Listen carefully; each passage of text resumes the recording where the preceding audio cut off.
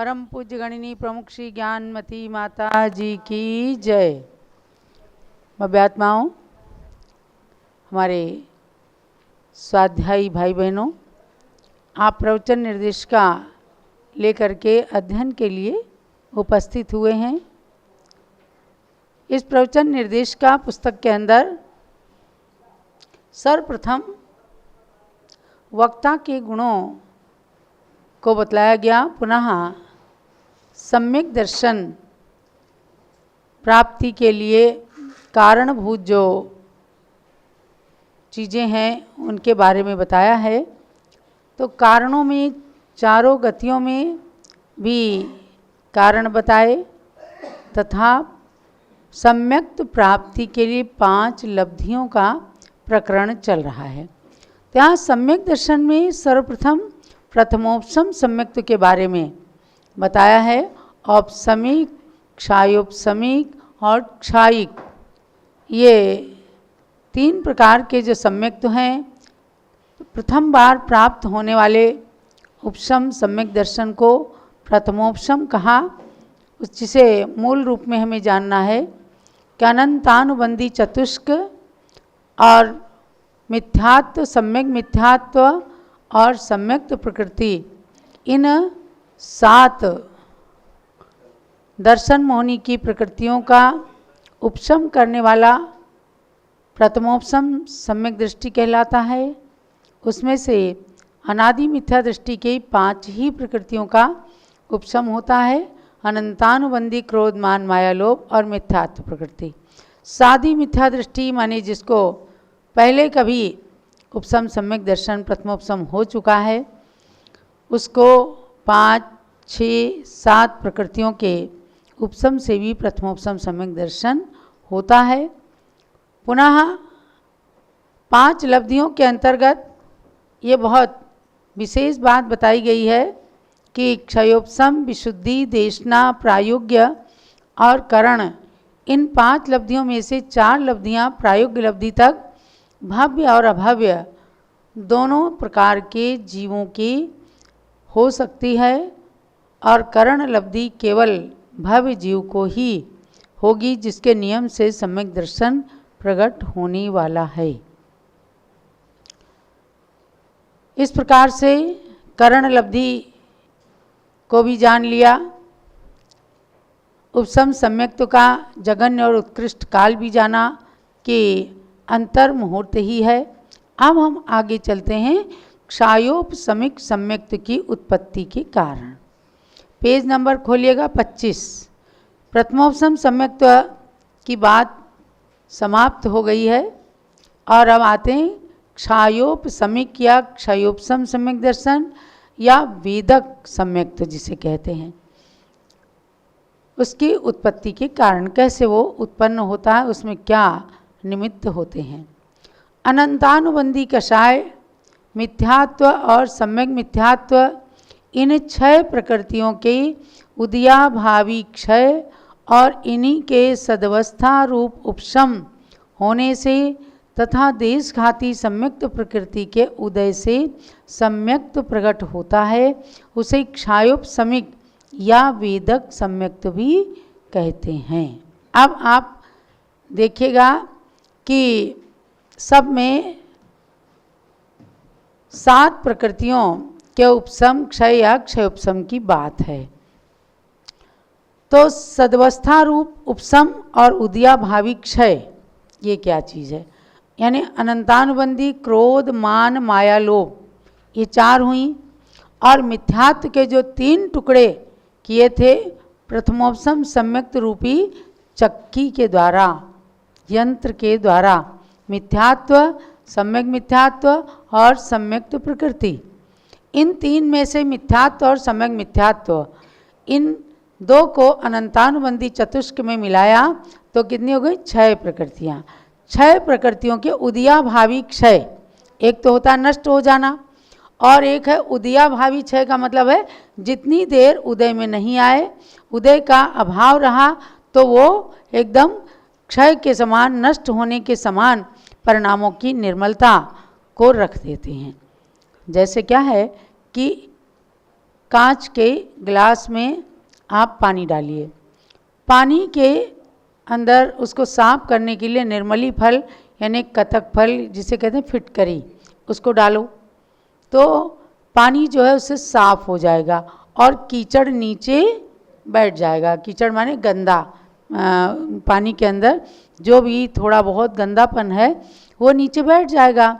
तो नीचे जो बैठा वह उदयाभावी क्षय है, यानी कि अभी ऊपर से पानी एकदम निर्मल दिख रहा है, लेकिन जरा सा ग्लास हिलाएंगे तो क्या होगा, तुरंत वो कचरा, वो कीचड़ जो है वो फिर से पानी में आ जाएगा। तो ये उदयाभावी क्षय और इन्हीं के सदवस्था रूप उपशम माने विद्यमान रहना। ऊपर का जो निर्मल जल है केवल, तो वो उसके अंदर छहों प्रकृतियों का नाश हो जाना, उदयाभावी क्षय के उदय का अभाव होना, और सदवस्था रूप उपशम माने नीचे जो कीचड़ बैठा हुआ है।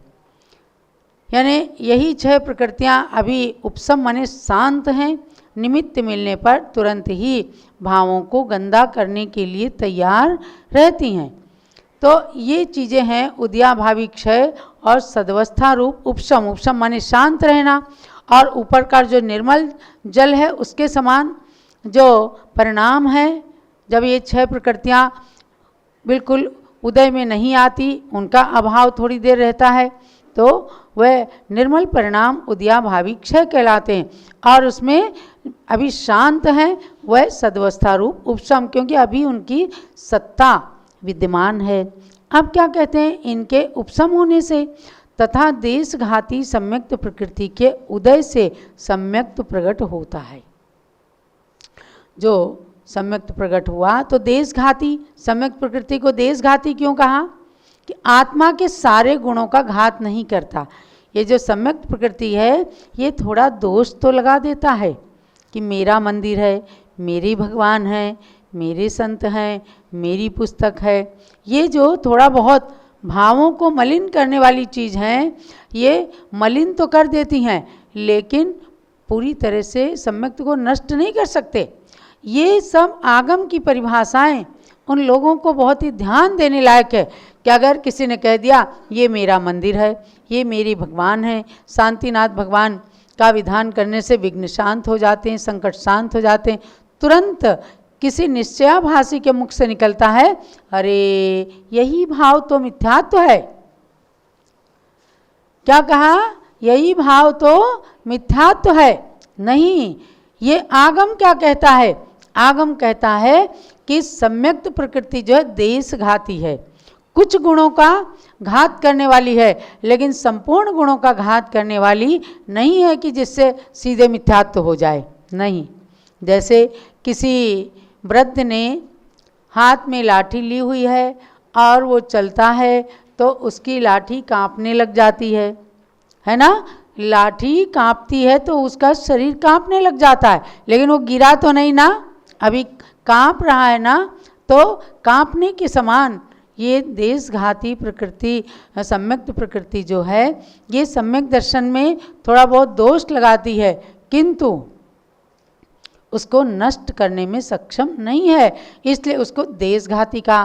तो अब इस प्रकृति का, इस कर्म का क्या काम है, उस देशघाती सम्यक्त प्रकृति के उदय से फिर सम्यक्त प्रकट हो गया। यानी 7 प्रकृतियों का मुख्य कार्य है कि ये 7 प्रकृतियां जो हैं यही हमारे सम्यक दर्शन को उत्पन्न नष्ट करने में या सम्यक दर्शन को नहीं उत्पन्न होने में बड़ी भारी निमित्त हैं। अब उनमें से 6 प्रकृतियों का उदयाभावी क्षय हो गया, परिणाम निर्मल हो गए, और सद्वस्था रूप उपशम हो गया, उसकी गंदगी नीचे ही बैठ गई, यानी कि परिणामों में जो मलिनता आ रही थी तो इनके उपशम होने से परिणामों में निर्मलता आ गई। फिर एक प्रकृति ने काम कर दिया कि उसने किया कि वह प्रकृति उदय में है, उससे थोड़ा बहुत जैसे जल गंदा हो सकता है, पूरी तरह से नहीं। तो ऐसे समय में जो सम्यक दर्शन प्रकट होता है उसको कहते हैं क्षयोपशमिक। क्षय और उपशम इन दोनों को मिला करके, तो क्षय कैसा, जो पूरी तरह से क्षय हो जाएगा वो फिर से आएगा नहीं, और उदयाभावी क्षय है तो वो क्षयोपशम सम्यक दर्शन से व्यक्ति मिथ्यात्व में भी आ सकता है। तो उदयाभावी क्षय और उपशम सदवस्था रूप उपशम, इन दोनों को मिलाने से क्षयोपशमिक या क्षयोपशम सम्यक दर्शन होता है। इसका दूसरा नाम है वेदक सम्यक्त्व। वेदक इसलिए है कि सम्यक्त प्रकृति जो है बार बार आत्मा में वेदन कराती है, अनुभव कराती है या किंचित दोष को उत्पन्न कराने लगती है, जिससे ममकार आ जाता है। तो क्षयोपशम सम्यक दर्शन का ये लक्षण ही है। इसलिए इस सम्यक दर्शन को भी यदि प्राप्त कर लिया तो समझो कि उसमें कोई दोष वाली बात नहीं। आज पंचम काल के अंदर जिसको भी सम्यक दर्शन है या जिसका दृढ़ भी हो रहा है, सबका क्षयोपशम सम्यक दर्शन ही है। क्षय खोना नहीं है, क्योंकि इन 7 प्रकृतियों का पूर्ण क्षय करने की योग्यता अभी नहीं आई है। और प्रथमोपशम सम्यक दर्शन एक बार हो गया, उसके बाद पल्योपम के असंख्यात्म भाग तक फिर होगा ही नहीं। तो बीच में क्या, या तो मिथ्यात्व में रहेंगे या क्षयोपशम सम्यक दर्शन को प्राप्त करके और असंख्य कर्मों की निर्जरा कर लेंगे। अनंतानंत संसार संततिच्छेद कारणम, जो बात कही है पूज्यपाद आचार्य ने, जिन राज पदाम्भोज स्मरणम शरणम मम। अनंतानंत संसार की संतति परंपरा को छेद करने में कारण जो जिनबिंब का दर्शन है और उससे उत्पन्न होने वाला सम्यक दर्शन है, वह सम्यक दर्शन क्षयोपशम सम्यक दर्शन ही है।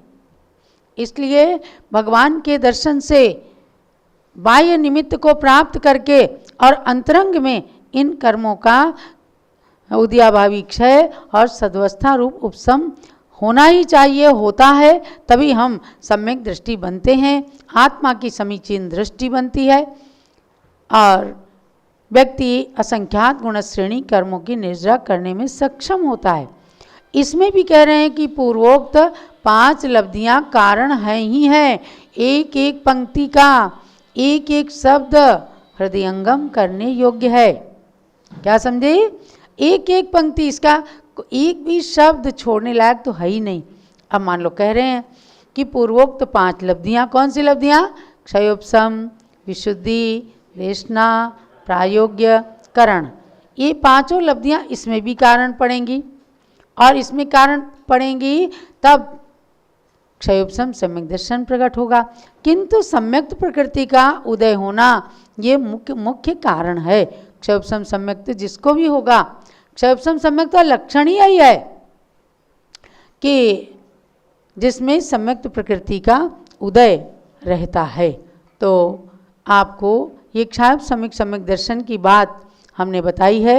इसमें पूर्वोक्त 5 लब्धियां कारण हैं, इसलिए उन लब्धियों को जुटाने के लिए हमें अपने क्षयोपशम को बढ़ाना होगा, परिणामों की विशुद्धि रखनी होगी, गुरु के उपदेश को ग्रहण करना होगा। देखो अब चातुर्मास का काल आ रहा है, सैकड़ों नगरों को संतों के चातुर्मास का सौभाग्य मिलने वाला है और ऐसे समय में न जाने कितने भव्य प्राणी ऐसे सम्यक दर्शन को प्राप्त कर लेते हैं और प्राप्त करना भी चाहिए। देखो ऐसे ऐसे स्थान हैं कि जहाँ पूजा करने वाला, अभिषेक करने वाला कोई नहीं होता, तो समाज के अंदर व्यवस्था बनाई जाती, भैया 7 दिन तेरी ड्यूटी है, 7 दिन हमारी ड्यूटी है, ऐसे ड्यूटीज़ लगानी पड़ती हैं। लेकिन जब संत का चातुर्मास संपन्न होता है तो उस मंदिर के अंदर भीड़ लग जाती है। क्या कारण है? संत ने भगवान के प्रति इतनी श्रद्धा भव्य प्राणियों के अंदर भर दी है कि जो कभी मंदिर आना भी पसंद नहीं करते थे, जो धोती दुपट्टा पहन करके अभिषेक करने में भी आलसी होते थे, तो वे भी आ करके और अभिषेक पूजन करते हैं। तो ये सब क्या है? मिथ्यात्व से सम्यक्त की ओर बढ़ना है। ये सम्यक्त वर्धिनी क्रिया है। संतों का चातुर्मास कराना, प्रभावना करना, उनके प्रति वात्सल्य भाव रखना, आहार देना, वैयावृत्ति करना, ये सम्यक्त वर्धिनी क्रियाएं हैं। आज संत ही इस संसार के अंदर भव्यों को सम्यक दर्शन प्रदान करने में, प्राप्त कराने में बड़े प्रबल निमित्त हैं। तो अपने को इन कारणों को हमेशा उपस्थित होने के लिए संत समागम हरिभजन जग में दुर्लभ दो, कहते ना, संतों का समागम और हरिभजन का मतलब भगवान की भक्ति, ये दुर्लभ है संसार में। और इन दोनों को प्राप्त कर लिया तो समझो आत्मा पवित्र हो गई। इसलिए हर धर्म के अंदर सत्संग करने की प्रेरणा दी गई है। सत्संग कराते हैं जो लोग, तो सत्संग का मतलब है बुरी आदतें छुड़वाना और अच्छी आदतों को लाना। तो सत्संग करके अपने अंदर सत्संगति कथय किम न करोति पुंसाम, ये छोटी छोटी सूक्तियाँ सत्संग करने। एक बार महात्मा गांधी एक अमेरिकन व्यक्ति के साथ में रहते थे। अमेरिका में जब गए शिकागो के सम्मेलन में, तो वहाँ पर एक अंग्रेज के यहाँ रुके। अब क्या हुआ कि धीरे धीरे करके जब वो शाकाहारी भोजन करते थे तो अंग्रेज के अंदर भी भावनाएं भर गईं कि भाई ये भारतीय हैं, ये शाकाहारी भोजन करते हैं, शाकाहारी भोजन से ये लाभ बताते हैं, मांसाहारी भोजन करने से मन के अंदर तामसी प्रवृत्ति आती, तो उसके अंदर प्रभाव पड़ा और उसने मांसाहार करना छोड़ दिया। उस घर के लोगों ने सोचा ये इंडियन आकर के क्या करता है, हमारे घर के अंदर हमारी संस्कृति को बदलने में लगा है। जल्दी जल्दी आकुलता करने लगे कि गांधी तू तो यहाँ से जा, नहीं तो मेरे घर को बदलेगा, मेरे घर के लोगों को बदल करके और न जाने कितने लोगों को बदल देगा। तो ये भारतीय संस्कृति, जहाँ भी आज भी हमें गौरव होता है कि भारत के बाहर भी हमारे जितने भी जैन संस्कृति का पालन करने वाले, अष्टमूल गुणों का पालन करने वाले लोग हैं, वे अपने गुणों का पालन करते हुए सदाचार का संदेश देते हैं। जब भारत के अंदर आते हैं, हम उनसे बोलते हैं तो कहते हैं माता जी हम कभी भी जरा भी मांसाहार नहीं करते। ऐसे ऐसे बच्चे भी हैं जो खुद किचन के अंदर खाना बना करके अकेले हैं, पढ़ रहे हैं या जॉब कर रहे हैं, भोजन बनाते हैं अपनी किचन। कई बार वीडियो चैट के माध्यम से ज्ञानमती माता जी को दिखाने लग गए। दिल्ली का एक गौरव जैन नाम का बच्चा, वो अपनी किचन दिखाता था कि माता जी देखिए हम यहाँ पर पूर्ण शाकाहारी भोजन करते हैं। तो ये क्या है, भारतीय संस्कृति के संस्कार, जैन संस्कृति के संस्कार। इसलिए आपका बच्चा भी कहीं बाहर जाने लग जाए तो सबसे पहले उसे नियम देना, खानदान की शुद्धि रखना और खान पान की शुद्धि रखना। देखो प्रकरण चल रहा है सम्यक दर्शन का, लेकिन सारे विषय एक दूसरे से रिलेटेड हैं। कि अगर आपने खानदान की शुद्धि रखी, अपनी कुल परंपरा के अंदर ही भारतीय नारी से, भारतीय कन्या से, जैन कन्या से, अपनी जाति की कन्या से शादी की, कुल शुद्धि रही, खानदान शुद्धि बनी रही।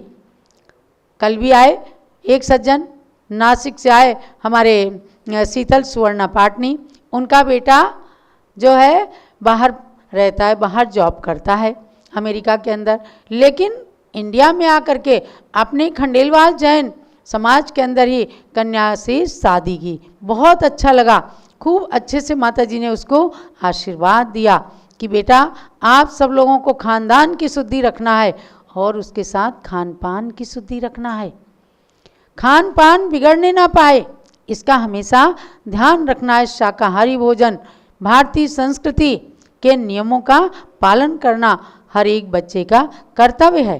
तो जब आप इन चीज़ों का पालन कर रहे होंगे तो आत्मा में पवित्रता बढ़ेगी और हो सकता है उसके बाद किसी गुरु का प्रवचन सुन लें, शास्त्र का स्वाध्याय कर लें और कोई भगवान के दर्शन कर लें तो आपको सम्यक दर्शन हो जाएगा।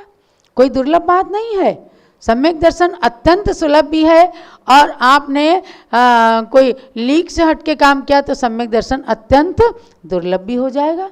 और सम्यक दर्शन एक बार हो गया तो नियम से समझो कि एक ना एक दिन अपने को मोक्ष जाना निश्चित है। तो ये कहा कि इस सम्यक्त की उत्पत्ति में पांचों लब्धियां कारण हैं और सम्यक्त प्रकृति का उदय होना ये मुख्य कारण है। उसके आगे क्या कहते हैं, इस सम्यक्त की उत्पत्ति में भी अधा प्रवृत्त आदि 3 करण होते हैं। कौन से 3 करण? अधा प्रवृत्त करण, अपूर्वकरण और अनिवृत्तिकरण। इनके हमने सबके लक्षण आपको अच्छे से बताएं।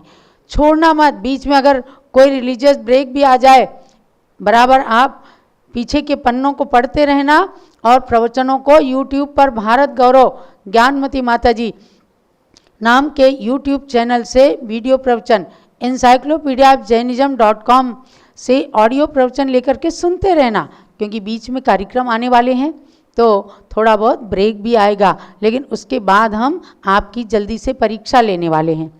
और यद्यपि हमने सोचा था 2-3 चैप्टर कराने के बाद परीक्षा लेंगे, लेकिन ये सम्यक दर्शन का प्रकरण ही इतना महत्वपूर्ण है, इतना अधिक महत्वपूर्ण है कि इसकी एक एक पंक्ति जब आप रट लेंगे, अच्छे से उसका उत्तर देने की स्थिति में आ जाएंगे, तो आपका ये चैप्टर पढ़ना कार्यकारी होगा, सार्थक होगा। इसलिए हम इस एक चैप्टर की भी पहले परीक्षा लेंगे। तो कह रहे हैं कि ये करण भी होते हैं अथवा अनिवृत्ति करण को छोड़कर 2 करण भी होते हैं।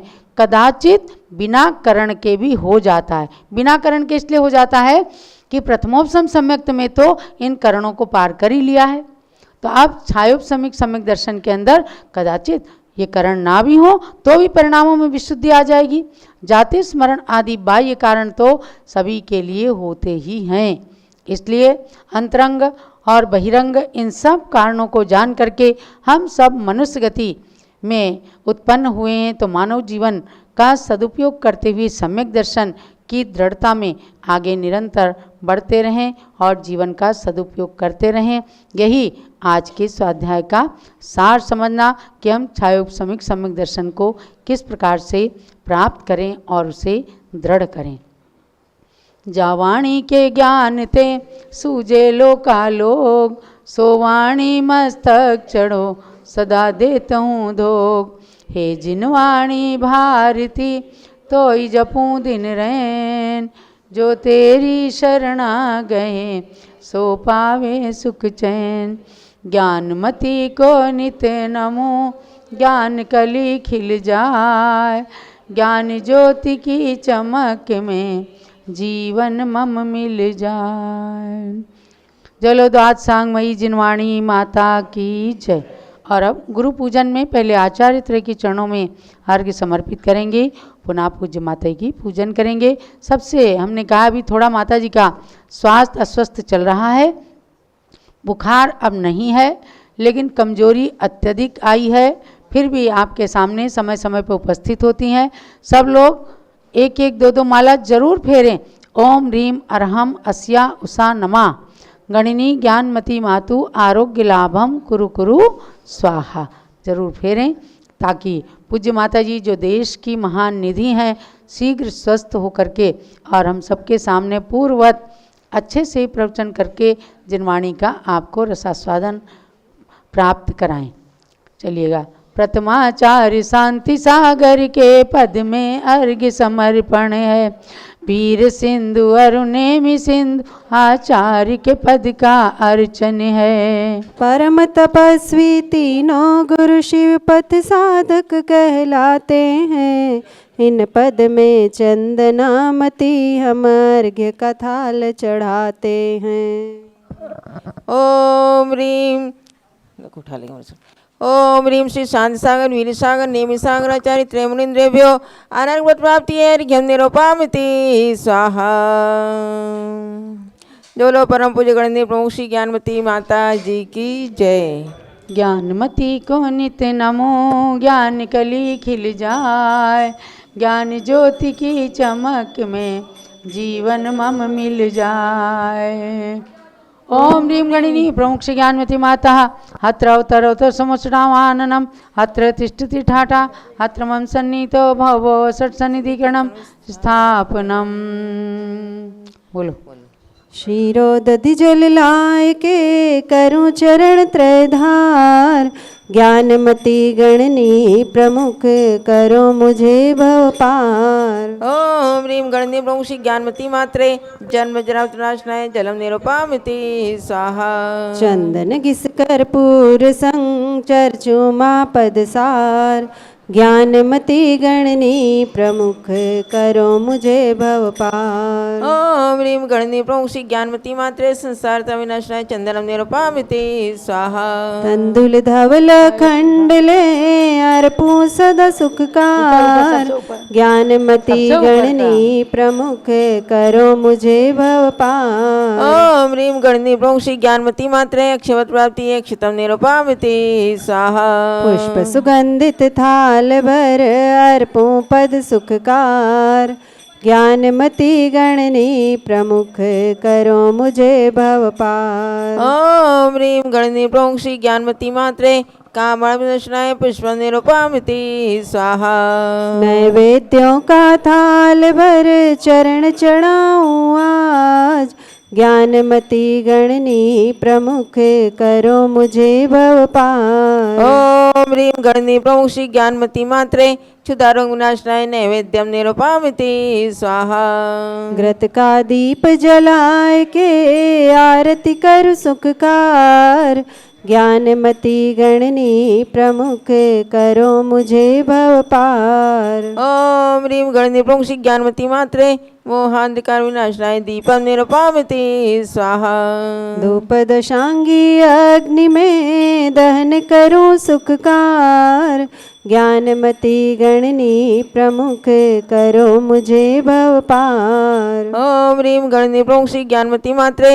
अष्टकम देनाय धूपम निरूपामिति स्वाहा फल अंगूर बादाम ले चरण चढ़ाऊं मात ज्ञानमती गणनी प्रमुख करो मुझे भव पार ओम ह्रीं गणनी प्रमुख